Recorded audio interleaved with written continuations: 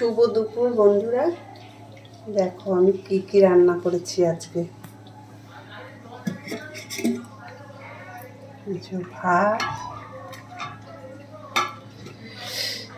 ভাত আর একটা চচ্চড়ি, সব সবজি দিয়ে, শীতের যা যা সবজি হয়, ফুলকপির ডাঁটা ফাটা দিয়ে সব কিছু দিয়ে একটা চচ্চড়ি করেছি। আর এই দেখো ডিম কষা, আর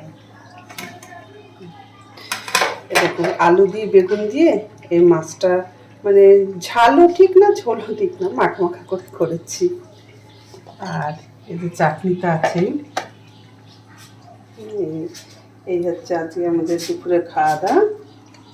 চলো বন্ধুরা রাখি, টাটা।